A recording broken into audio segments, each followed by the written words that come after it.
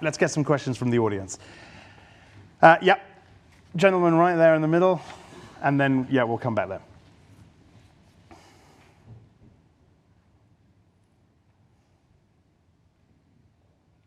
Thank you. Peter Knight from Chairman of Context. Lord Brown, thank you very much for a wonderful presentation, and I love the idea of you always getting involved in businesses that have got really authentic problems. You are Chairman of Quadrilla. How do you think your full inclusion and your engagement is going to help you frack any better than you're managing at the moment? So actually, I'm not chairman of Quadrilla. So other than that, let me answer the question. But I'm not actually chairman of Quadrilla. You are listed on the website, so. Well, but it's wrong in that case. PR people, eh? No, I mean, I'm no longer a member of the company, so it's probably false advertising. So I think the question here is, you know, what to do to get things incorporated with the society that it affects. But I think Quadrilla had a very bad start in life. It started off as a very small company, swashbuckling, tiny American team that thought that you know, Preston, Lancashire was the same as the Permian Basin or the Barken in the United States with no one around, and how wrong they were. So starting from the below the zero line, a lot had to be done to repair. But the purpose was clear, which was to see if you could drill a few wells to find out whether it was worth doing anything more. And that was the purpose, and it got lost. And doing it in a way which you know, incorporated all the concerns of society, that got lost too. So let's see how they get on and go forward. I think resource development anywhere in the world for anything requires a lot of connection with society. It requires looking at people's agenda. Come back to the story I told about Papua, but actually the same is true in the Permian Basin in the United States, much as it was true in the Shetland Islands when the Shetland Islands Sullomvo terminal was developed 30 years ago. Okay, thank you very much. Yep, question there.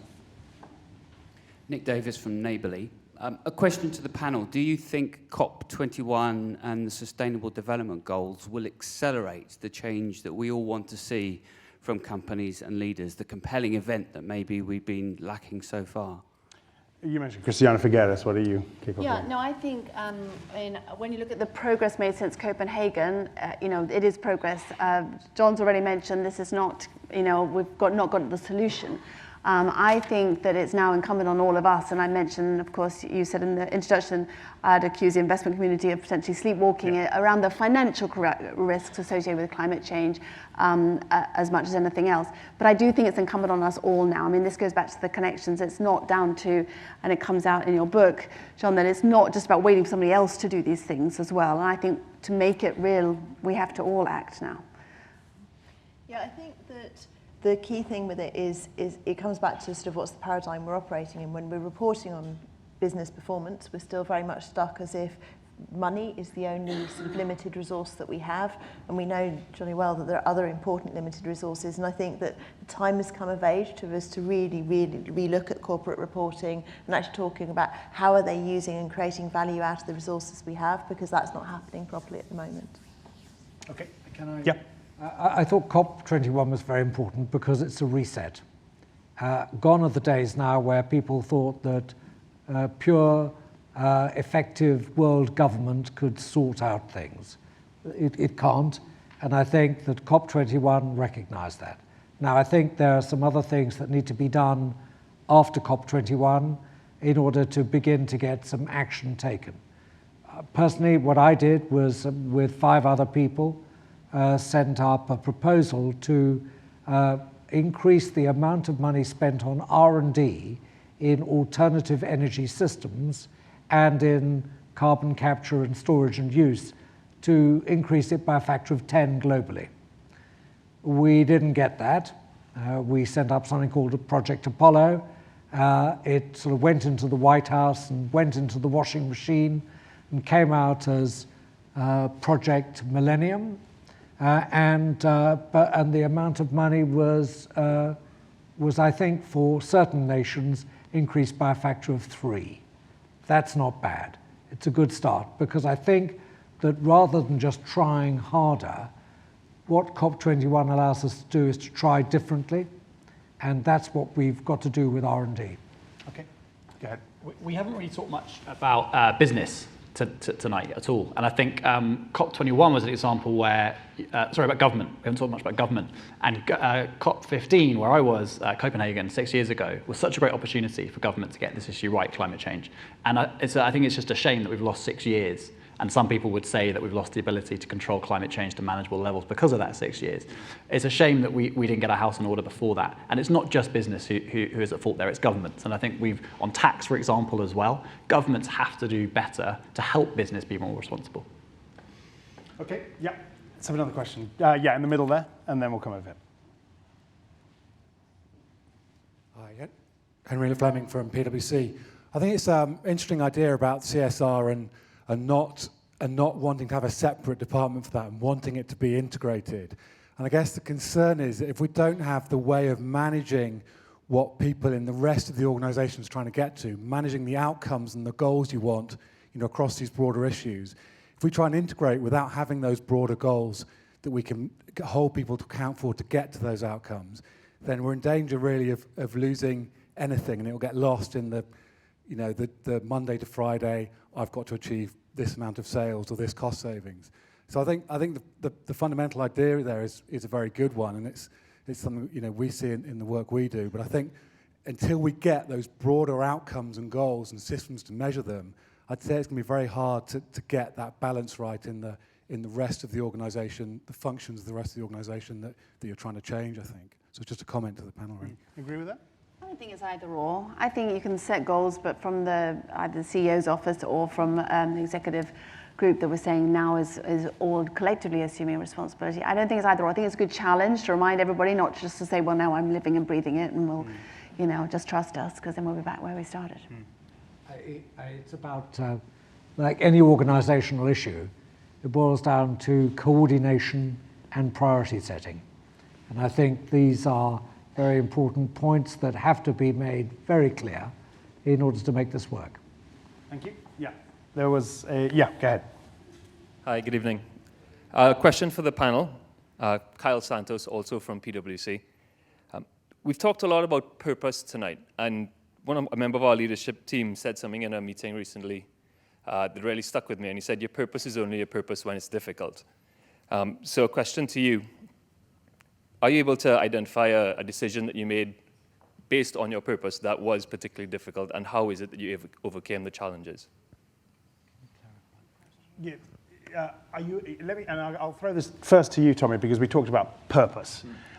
Are you able to identify a decision that you made based? Could you just repeat it one more time? Based on your purpose. So you either did something because it was in line with your purpose, or you chose not to do something because it was against your purpose, which often will cause conflict, and how it is that you came to make that decision. Did you get that? Yeah, so just one very small example is in the tech world, you host users' data on servers. And you can either pay very little to host them on servers which are not particularly secure and which are quite vulnerable, or you can pay a lot more to host that data on quite secure servers. And that's a kind of typical example of something where, in the short term, you save a lot of money by doing the wrong thing, but hopefully in the long term, you're going to avoid a massive scandal about user data. So that's one small example. Okay. So when I was running BP, one of the more hidden but controversial things we did, which was in line with values, was to pull soft money support from all political parties in the United States.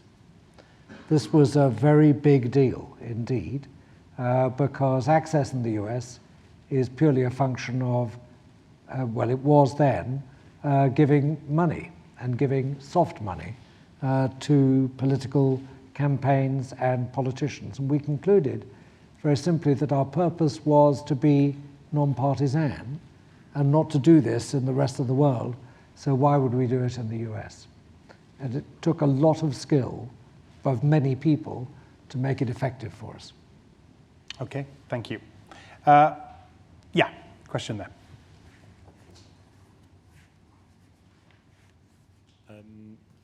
Is that on? Yeah. My question's kind of related to that for Lord Brown. So my question is, the regulator, I'm sure you'd agree, is probably the most important stakeholder for an organisation like BP, or by far one of the most important. So my question is it just a responsibility of, I'm speaking in terms of regulatory capture, which was one of the issues around Deepwater Horizon. So is it just the responsibility of the regulator, or can businesses engage with them in a way that helps to avoid regulatory capture, perhaps by improving transparency around engagement? So actually in the book we talk a lot about regulatory capture, not least the question of TEPCO and Fukushima, and the whole ascendancy into heaven. As you know, executives left TEPCO and went to the regulator and then eventually retired, but it was a circuit. Transparency is the single most important thing, and checks, so hearings about what the regulator's actually doing, the sort of sunrise question of getting light into what's happening. I think the most dangerous thing to look for is a industry body of several companies together interfacing with the regulator and creating some nexus which is not wholly transparent. That's not good. But regulation should be welcomed. It's a way of making sure that standards are increased, that people don't take a free ride, and they should ultimately, of course, serve the purpose of society, which is what regulators are about. Got time for one more quick question. Yeah, right here at the front. All right, well, if they're two really quick questions, we'll take them both. Hello, it's Wouter van Tol from Samsung Electronics. I've got a question. How do you secure your legacy as a connected leader? Because a new CEO might come along in, let's say, 4 or 5 years and say, well, that was a very nice idea from my predecessor. It's not in my interest to prolong that because I want to put my own stamp on the company. And I appreciate you've done probably all the training and development, and you've really talked about the purpose with all your people, but some of those people who might succeed you might be less sincere about this than you are. So how do you secure your legacy? Securing legacy. Could you just pass the mic to that lady right there, and we'll get her question now as well, and then we'll answer both. Hello, Samantha Cooper. I've just finished 20 years at BP. For me, I think you've been extremely clear that it has to come from the top for the connected leadership. It starts at the CEO and through the board. Do you think there is any chance of changing, or do you have any quick examples of CEOs who you've seen change their direction materially, or are we really talking about waiting until we get the next generation of leaders as new CEOs come in? Okay. Or, I just want to add that, if you were to try and persuade a CEO, what would be the one thing you could try and say to try and get this direction that you want? Okay, and you know, there is a sort of link somewhere here between these two questions, but who wants to take the second question first, and then we'll come on to legacy to finish with?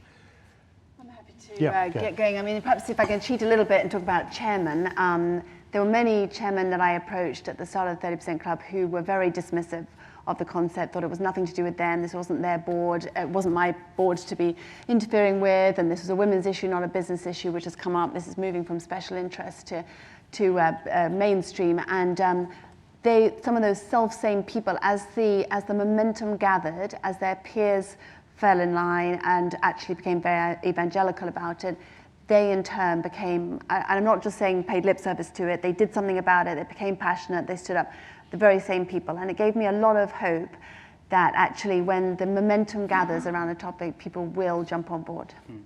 For connected leaders, legacy, do you worry about it? Just on that point, I think when you see someone have an existential threat or right at the edge of failure, it affects their peers a lot.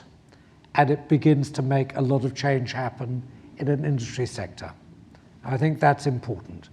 And I think, you know, I interviewed Bob Dudley for the Today program. He said very clearly, you know, it was a moment where the company, BP, could have gone under. This is Macondo. And I think that actually affected not just BP, but quite a lot of the industry. It's beginning to change many attitudes. I think that's not everybody everywhere But some things are beginning to change, I think. Quick And word legacy? on the legacy piece. Yep. How worrying is it for people like yourselves and what you've achieved that this could all be undone? Well, if I may, I have a view that in business, everything is absolutely ephemeral. So you have to start on that basis. And anything that isn't ephemeral is a real win. And I'd like to think that the real win is left in the hearts and minds of the team that is the company. Because no CEO can change direction that quickly. After all, the CEO works for the board has a view, and the CEO has to bring along a very large number of people. And if they're set in one direction, it may well outlast the CEO to change the hearts and minds of something that's been really importantly embedded in the company. Anyone else, very quickly? Well, I think if you've obviously done the job that we've been talking about and connected, then you've got it so deeply embedded. For example, your clients have chosen to be with you, in our case, because they also share the vision, that it's quite difficult to unwind. Obviously, there'll be things at the peripheral. You'd hope that somebody could build on what you've done, and I guess trying to set it up so that it can continue to evolve positively is the goal. All right. I'm going to add. I would like us to be creating a new normal. At the moment we have a normal where this is, seen as a bit abnormal. I would like my legacy to be that we create a new normal in business, because then people tend to conform to what is expected in society. So let's change the expectation. All right. Helena, Sasha, Tommy, and John, I've gone over my time, but I see that as a good sign. It's been a fascinating discussion. Thank you very much to the four of you, and thank you very much for your questions. Thanks very much indeed.